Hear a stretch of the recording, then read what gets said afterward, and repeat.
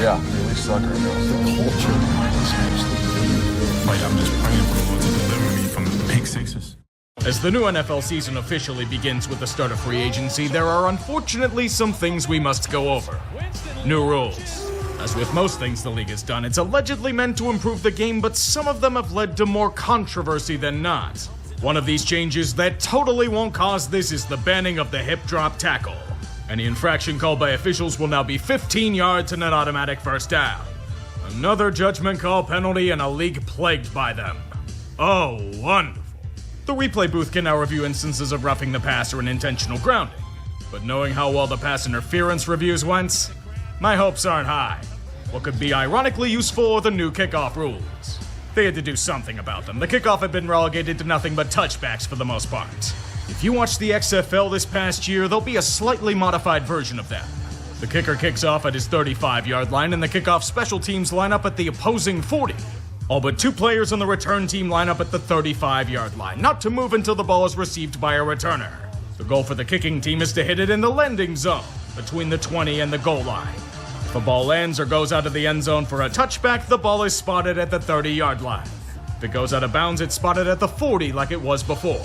Onside kicks also must be declared, thus eliminating surprise onside kicks. We'll definitely be complaining about these things in the future, but their newest gift to us comes with 2 games on Christmas. Wednesday football is back after a 4-year hiatus. The NBA is seething in the corner. Transitions are a painful thing. Say goodbye to those you love is inevitable, but nevertheless brutal. King Henry rides off to pastures unknown to fight battles in his own mind, Don Quixote style. Some say that land he goes to is Baltimore. A somber farewell to one of the greatest runners of his generation. It won't sting too hard. You're getting Tony Pollard to replace him as part of a tandem with Tyjae Spears. You're also getting Calvin Ridley to aid in the receiving game. Getting paid wide receiver 1 money in a bidding war, but that's the price you pay to poach from a rival. That messy offensive line will be getting an immediate upgrade in Lloyd Cushenberry at center as well. But the main prize is in defense. On top of several pieces added to shore up holes in depth, your stadium will now be known as Legarius Sneed Speed and Seed. There's a town named Sneedville in Tennessee. It's perfect. Why did one of the best corners last year come for such a cheap price? $55 million guaranteed will do it. And this is on top of adding Chidobe Awuzie. That defense should be pretty solid at minimum. As for offense, depends on how much mayo they're putting in the coffee. Or worst case scenario, Mason Rudolph. I'm so happy for that dude. He revived his stock in the best way. The Tennessee Titans select J.C. Latham, tackle, Alabama. The Chargers poached target number 1 in Joe Walt. Fucking bastards. Desperately needing a right tackle, they get the next man up on their board. J.C. Latham shot up like a rocket after the Combine and Pro Day. With his size and agility, Bill Callahan dreams about him dominating in the trenches. The Titans' O-line, how do I say this nicely, was pretty dire last season. They need reinforcements badly. Getting the elder Callahan to mold these men is already a plus. But he needs the best clay he can get. Just need a few years in the kiln. Power struggle is very real. Mike Vrabel's gone and a new dynasty is about to begin yet again. The king is a sad casualty, but a new darling takes center stage. The allure of mayonnaise perfume tempts us with its creamy exterior, with added sense of Will Levis and hoping he'll take the next step towards becoming a starting QB. Like flies to a zapper, the light of bringing in elite players from 2019 is a strong one. I don't blame them for doing it. Once DeAndre Hopkins gets back from injury, it'll be like pre-pandemic Sportsball. Tyler Boyd joining in as a pass-catching option. And Quandre Diggs and Jamal Adams reunited under a different shade of blue. Tony Pollard is also acceptable in this regard. The Titans are still trying to get out of that John Robinson stench, but they've been making strides doing so. Are they the right strides? That depends on how the AFC South shakes out. I can't fault them for it, but it's truly the Will Levis show now. They go as far as he does. Simple as that. The AFC is a lot like recent years. Very wide open, but seems to lack the true power that it once had. Most of it has to do with general aging and salary cap constraints, but there's a lot of intrigue and probabilities to go around. You can make an argument for many teams here to make the playoffs. And that's a good thing for us all. The AFC East particularly has a new opening. While it's available, I still feel that Buffalo squeaks by despite competition from the Jets and Dolphins. The AFC North, it's still the Baltimore Ravens. They've always been a strong regular season team. The AFC South is very interesting. Every team's got a legit shot, but I'm choosing the Texans due to their talent level. The AFC West is still the Chiefs because God hates us all. But wild cards? Damn, that's tough. I'm going with Cincinnati, the Jets, and Jacksonville. Honestly, just throw darts in a billboard and you'll have a better chance at picking them. Such is how we all like it. Preferably with endless chaos. Many Titans fans complained about being slept on. Once games started, their power level would be revealed. With that defense? Oh yeah. Caleb Williams is blossoming, we'll have to wait. His debut was a nightmare. Nowhere to run, nowhere to hide, and nowhere to throw to. Less than 100 yards passing and the offense was dead on arrival. Domination to an early 17-point lead. At Soldier Field, Tennessee's cruising to an outstanding win. Only two issues. First, the Titans special team selling them down the river for about $6. Also, Will Levis is unveiling a new cologne today. Fucking puke. What a disaster performance from a team that just needed passable. Skittish in the pocket, forcing balls despite better talent, and whatever the fuck this was supposed to be. You mean the dude that got beat up by Sean Clifford at Penn State is struggling? Why are you shocked? That defense played their heart out and were betrayed by Mayo Brain over here. And like most of the last 50 years, the Bears win without a quarterback. Caleb at least should improve. Levis? He should be on his knees praying he can. Keep sleeping on the Titans? I'm repeatedly pressing the snooze button. Titans had an actual quarterback, they'd be 2-0. I'm not joking. I said that Will Levis would be what makes or breaks this franchise. He's breaking them. This dude goes from competent to an inbred from Appalachia in no time at all. I only need one play to prove my point. What is this, Will? What the fuck is this? A backwards lateral in the red zone? I teach you not to do that shit in middle school. This moment cost the Titans the game. And it wasn't as if the Jets were running away with anything. Their offense was okay, but nothing world-beating. Tennessee's defense was holding firm just like last week. And like last week, the same mistakes keep coming up all the way down to the blocked punt. Yeah, Calvin Ridley's out here catching things that he wouldn't have dared dream of in Jacksonville, and it's suddenly a tie game. It's gonna come down to who blinks first. Since Mayo Man's keen on going 3 and out, Aaron Rodgers flashes some of that old talent and slings the ball down the field. Cue Braylon Allen pissing off fantasy owners everywhere with a nice touchdown, and it's panic time. The Titans get back into the red zone with a chance to tie late, but Will Levis couldn't break a defensive grip. Who needs a Son Reddick when the Jets win like this? Oh, right, the Jermaine Johnson injury. Get back in the surrender, Cobra, Will. Or did you lateral that backwards, too? The Malik Willis revenge game. Cast off from the Titans as a failure and a bust. And he will return to wreak havoc on the team for choosing poorly. I just never thought Malik would be this good in his homecoming. I haven't seen Willis wreck an entire franchise's hopes and dreams like this since he was at Liberty. He led in both passing and rushing after the first half. For the entire league. This is the most delicious revenge this side of Houston, giving Bud Adams the double bird every time the Texans beat them. An unbelievably damning testament on Tennessee that they let Willis do this to them. Dead to rights by the end of the first quarter, for God's sake. Meanwhile, Will Levis did Levis things per usual. Mainly hilarious memes and bad quarterbacking. And then he died in the pocket. Literally. 8 times he was sacked in this contest. You see this picture? That was Levis in this game. If you're a Titans fan, the desire to drown yourself in moonshine must be the highest it's been since Malarkey was head coach. Levis isn't progressing, the defense is starting to break, and there wasn't anything close to resembling a running game here. But at least we have the memes. Those delicious, satiating memes. Keep Will starting for that alone. Who's ready for Will Levis versus Tyler Huntley? Don't scoff at me, this game's featuring a Pro Bowler under center. Even the football gods themselves couldn't polish this turd. There needs to be another curveball thrown in. Will Levis takes himself out with a shoulder injury. You couldn't even give him a first down for his efforts? He even gave us another meme to add to the bank. Instead, we get another AFC North grudge match.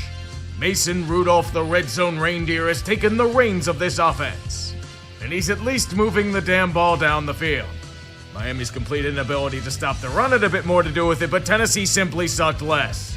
I know, that's an amazing feat for them. As for Miami, I'd think it'd be wise to just leave them in the pile of misery they built for themselves. They are horrific. Even with Pro Bowler Tyler Huntley, their offense will not budge. Tua apparently has the keys to it. The free fall continues. When you finally score a touchdown for the first time in literal games, Tennessee wins by default. Now let's never talk about this disaster piece again.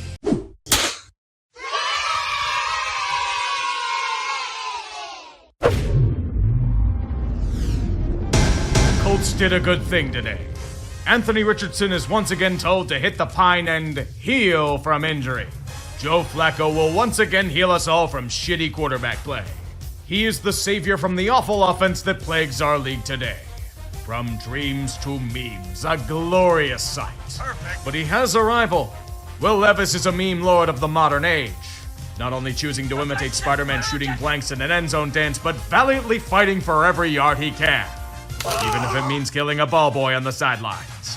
Not joking, that guy had to be carted off on a fucking hearse. Good at quarterbacking, what are you talking about? Levis is fucking shit in that aspect of play, but think of the memes! That alone is worth 1,000 bad throws. Tennessee may have been unable to do a damn thing against a Swiss cheese injury-riddled defense, but that won't stop them from being humiliated in a game they should have won. All the Titans have to do is generate some form of offense. They're only down by 3. Tennessee's defense is clamping down on the old man for Indy. What does their unit produce when it matters? 39 yards on 4 drives. A pissed-off Calvin Ridley, 2 3-and-outs, and a pick. This is the future of your franchise? Honestly, if I'm Will, I move to the Hellman's PR unit. He has a lot more success in memes than quarterbacking. Colts get back to 500 thanks to Flacco magic. It wasn't pretty, but when Will Levis is starting for the other team, it's a guaranteed win for you. By the way, what the fuck happened to L'Jarius Sneed? We will not get a boatload of memes today. Mason Rudolph, the red zone reindeer, is getting the nod for the Titans since Will Levis is still dealing with injury? Then why the hell did he start last week, so a ball boy could get his leg amputated? Perhaps Tennessee got their spirit amputated as well. Buffalo's a challenging opponent for any team. And for a group of the Titans' caliber, they had to be perfect to win. They were far from it. There were some frustrations for the Bills in the first half, but they're playing a franchise that's pretty much dead in the water. Just show up and put forth effort and you'll win easily. Buffalo's second half more than proved that in spades. I don't think Brian Callahan's ready for this head coaching thing. He's not what we call good at it. Symbolic of the team itself. Tennessee flung around money at key free agents and acquisitions all offseason, and it somehow made them even worse. Ran Carthon won a power struggle, and that's all he's won in this new era. The season's been a complete disaster so far. They wanted playoffs, and the only thing they're competing for is a tank bowl. I wonder if Mike Vrabel's smirking somewhere in Berea. I know Buffalo sure is with another win. Who knew the AFC East would be such a joke this year? If you've noticed by now, the Chiefs lack receivers. It's pretty dire on that front. Hollywood Brown's not going to play a game for them this year. Rasheed Rice crashed out thanks to friendly fire, and now Juju's out with a finicky hamstring. They're down to bare bones. Flashes of talent, but nothing consistent. Their rivals are stocking up, then they will do the same. Remember those DeAndre Hopkins rumors from a few years ago? Turns out we had to be more afraid. The prophecy has come true. Kansas City has a nuke, and they won't be afraid to use it. It only cost a conditional 4th, but look at the Titans. They're fucking horrible this year. Tennessee wasn't using them with goddamn Mayo Man under center. Give him Mahomes and the magic will come back. God help us all. The receiver pool was scant and it just got worse for the rest of us. Yeah, we're definitely fucked now. Speaking of the Honolulu flu, the benefits to the Lions are without compare. Tennessee season was on life support long before this moment. This game may have been a needed mercy killing. Here's a riddle for you curious folk. How does a team get annihilated on the stat sheet yet annihilate their opponents? Detroit has their eyes on the real prize. An easy win in the most hilarious way possible. The Titans outgained the Lions by almost 200 yards on offense, but apparently forgot that you need to stop them on special teams. Detroit had over 260 yards on returns. Jared Goff had a masterclass of a game and only threw for 85 fucking yards. 9 net passing yards in the first half, yet scoring 5 TDs. Their only counterattack was 4 passes at the goddamn 1-yard line before half. Oh, Titans, you are mega fucked. Just burn everything to the ground and start again. This team ain't it. Detroit didn't even have to try hard. They were toying with you like a bored cat does a mouse. Probably the easiest of the Lions we'll have all year. A circus with Titans being the cannon fodder. Where's the fat lady? Even she wants nothing to do with this dreck.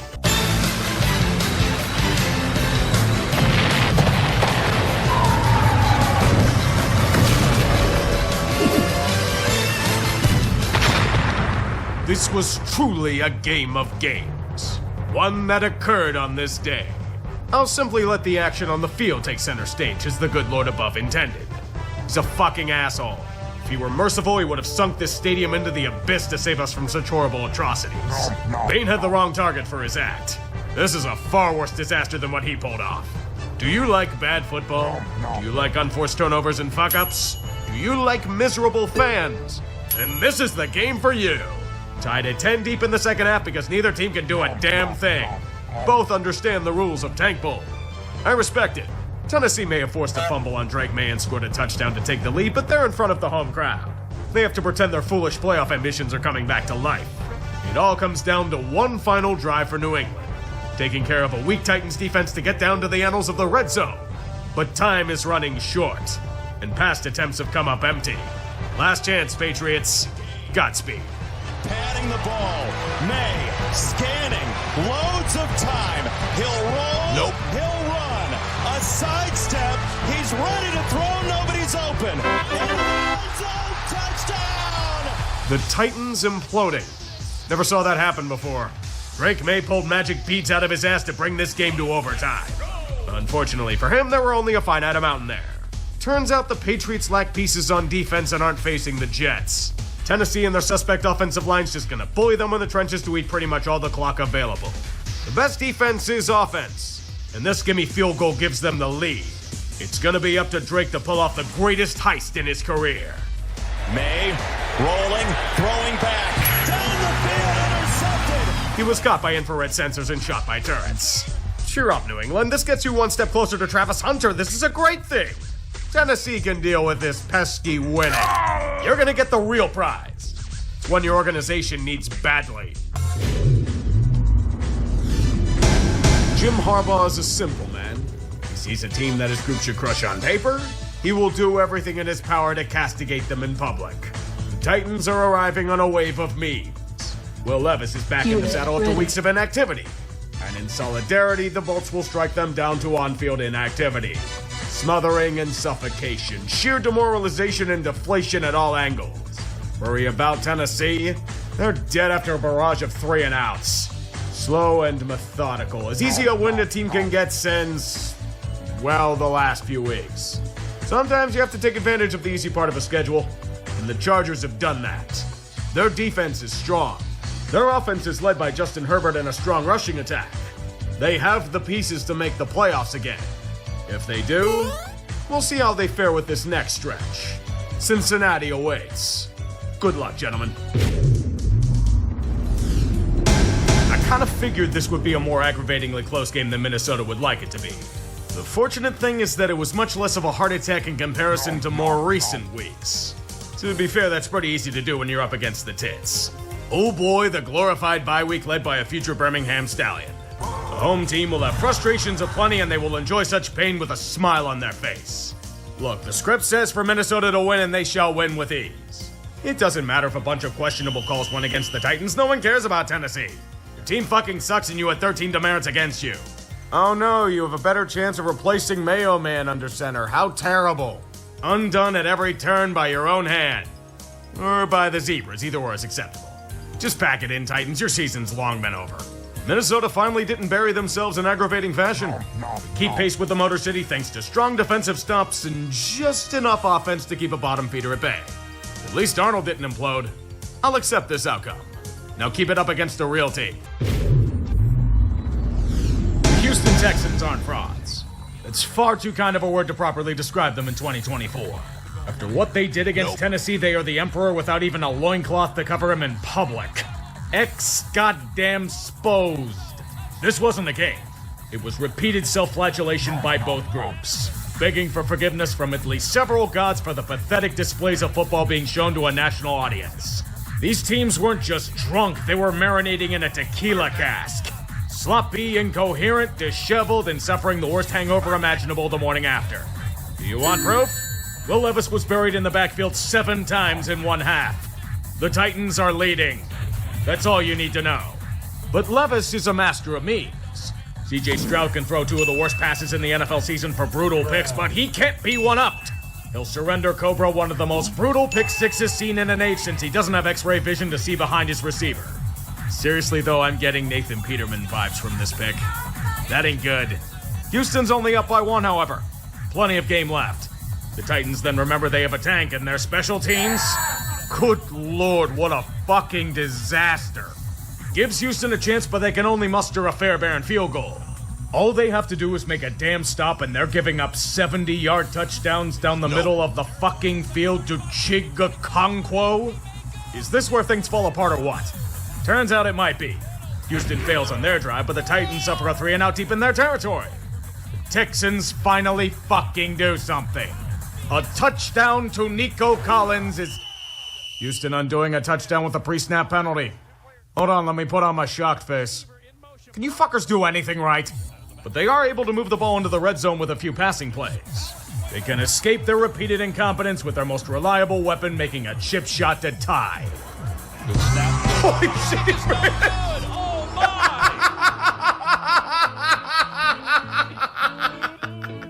If you don't believe the Texans deserve this outcome, you're a damn fool and you should go to the corner in shame. Such a garbage fucking team that squanders every last bit of potential they have by poor planning and execution. The luster's wearing off them like CJ Stroud's sophomore slump. How fitting he pulled an Orlovsky on the final play. We saw this team as a Super Bowl contender. If their division weren't so shit, I'd peg them for a 2023 Jacksonville arc. But I doubt the Colts are going to get their shit together enough to overcome it. I haven't laughed at this much of a joke since Jim Gaffigan. At least he's trying to be funny. The only thing more hilarious here is Tennessee fucking up their tank. This might be the lifeline that Washington needed to save their season. After a string of embarrassing losses, a rallying cry would be the only thing to muster up a victory. Behold, the cavalry has arrived. Your knights in no armor. Tennessee. They're terrible. Unspeakably terrible. Even a team as recently sloppy as the Commies can crush them with ease. Tell me, is getting over 100 yards rushing in the first quarter good for a team? How about 250 all game? I can't decipher it for myself. Perhaps I'll be penalized for it as often as the Titans were. 11 penalties in the first half? Might as well be ripping a player's helmet off and get away with it. Don't worry, they'll call the illegal block in the back. Shitty opponent or not, Washington gets back on the horse. And that's all that matters in the end. Just don't mention Emmanuel Forbes to them, or any of their recent first-round picks. A graveyard of busts. At least this recent one seems to be working out. It's that time of the year again, when the playoffs start to peek into the picture and we discuss the scenarios at hand. Such a chaotic time, but not really for the AFC. Their picture's pretty much set, barring a collapse or two. Kansas City and Buffalo have already punched their tickets to the dance. Pittsburgh will most likely with another win. Houston's only saving grace is that their division is ass and they have tiebreaker over the Colts. Baltimore, the Chargers, and Denver bring up the surprising wildcards of this conference. Indianapolis is still gunning for that final spot even if it's a long shot. Miami and Cincinnati are still alive, but barely. There's been a lot of disappointment for teams this season, but there's still a chance they remembered the rules. Don't get eliminated!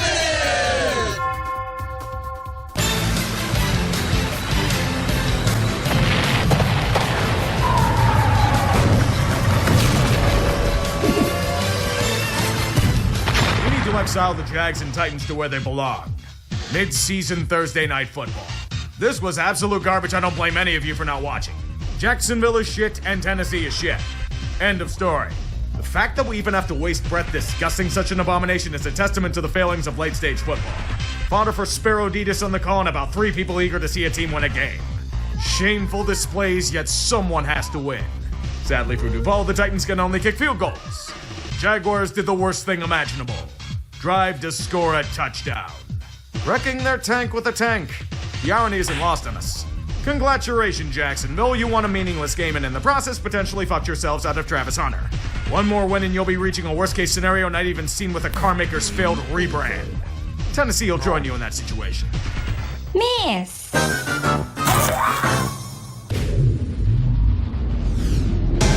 The day of reckoning has come. Which franchise? I don't know. Both, maybe? This was a game that showcased the many flaws of both teams. A disgrace to football displayed on all angles, but it does make for some good memes. Devondre Sweat sent Alex Kappa to the spirit realm, and I felt it from my desk several states over. Good lord, what a stiff arm. Say hi to Josh Norman while you're down there, Alex. If I have good news for the Mongols, their defense finally showed up for once this season. It might be against the modern Hindenburg with a literal meme at quarterback, but better late than never, I guess. Just really sloppy execution from two teams that fancy themselves as much better than what they really are. These fuckers combined for 10 turnovers and 26 penalties. More penalty yards than both teams had rushing. And Will Levis is something. Chucking off another terrible pass for a pick six. This is tradition with the Surrender Cobra. Then on the next drive, another terrible turnover. Surprisingly not by Levis. But this one was undone by Jordan Battle pulling a Deshaun Jackson for the end zone. Or a Malachi Corley, depending on your recency bias. One more bad interception and that's enough memeing for a generation, Will. It's Christmas time, so Mason Rudolph the Red Zone Reindeer is due to guide a few sleighs. Quite frankly, these are two terrible teams and Tennessee out-terribled them. Who knew all it took for the Bengals to not waste Joe Burrow's efforts was facing a poorly coached shit heap? A most shocking revelation indeed. Every time I think the Titans can't get shittier in terms of their coaching and execution, they reinforce that they chose the wrong side in a power struggle. This team is terror-bad. Good Christ above, what bender did their defense go on before this contest? So many missed assignments, coverages, and reads they'd have been held back from first grade. Indy was literally a one-dimensional offense. He didn't even need to pass. Jonathan Taylor rushed for over 200 yards and barely broke a sweat. He even held onto the ball this time. Tennessee surrendered 335 yards of rushing. The Colts crushed this team to dust by trampling them to death over and over again. So why the hell was this a one-score game? You were up 38-7, boys. The fact that it even got this close against a team as god-awful as the Titans proves how horrible Indy is this year. A nail-biter against them? Really? If they make the playoffs, I don't know whether to laugh or burn things.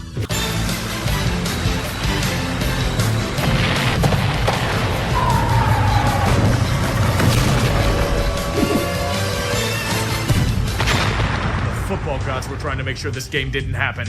Their solution to a terrible game on paper was to drench it in a borderline monsoon and tornado warnings. The average Thursday night contest? These franchises should be banished to the depths of hell. Except for Brian Thomas Jr., he can stay with us civilized people. Duvall saw the planes flying above the stadium demanding bulkies firing. And the fans are punished with a win that might keep them in the organization. To be fair, the Titans are a poorly coached, untalented train wreck, so it doesn't really count. Mason Rudolph guides Tennessee's tank back to the second overall pick. If the Patriots somehow beat the Bills' backups next week, the glory's all theirs. Unlike Tennessee of today, it's beautiful. For our important matchups, we begin with what I'm truly excited about. A generational competition concluding with only one champion. Tank Bowl!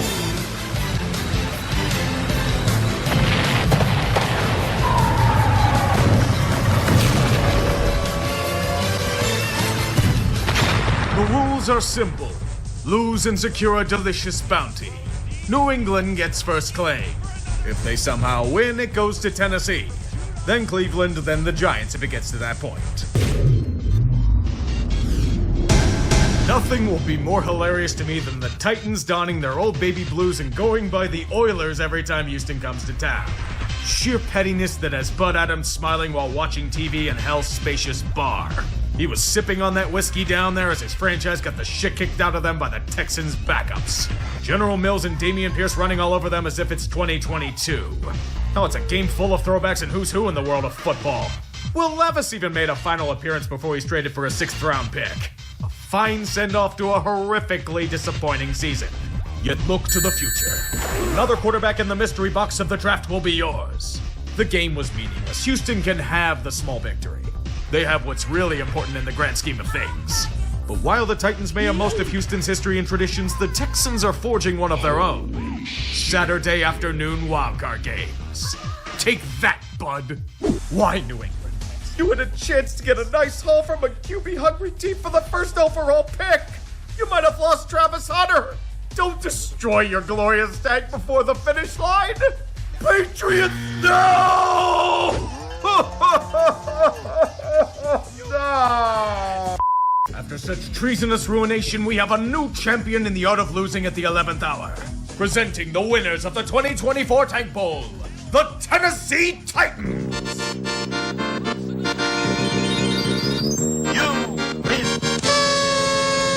Their aspirations were playoffs, but a Tank Bowl is so much more desirable. It means a new Project QB to hopefully develop. Fire Brian Callahan, by the way. He's fucking useless. Before the year, there were scores of Titans fans clamoring that we were sleeping on them. The Titans would awaken as their mythological namesake and have us tremble in fear. Turns out fate itself was the equivalent of the Greek gods. We'll keep sleeping in peace. It's kind of hard to emerge when nearly every offseason move blew up in their face. Jerry Snead spent more time on IR than he did playing. Same goes for Cushenberry and Quandre Diggs. And Duke Hopkins got shipped west to Kansas City in the process. Hell, that whole defense imploded, but what the Titans were strong at? The memes. Will Levis may be terrible at playing QB, but his memes per 60 are among some of the greatest in NFL history. A year of legend that will live on forever in our hearts. Unlike Grant Carthon, the man survived one power struggle but couldn't survive another to the consolidating might of Chad Brinker. Tennessee's Peter Baelish needs a puppet to do his bidding, so Brian Callahan survives despite offering nothing of value as a head coach. Mike Borgonzi will probably be sacrificed for team failure in a few seasons. Winning the Tank Bowl does have its benefits despite aiming for the playoffs. They seek a generational talent that will rally them to glory. Why does Tennessee need that? They already have Will Levis and his memes.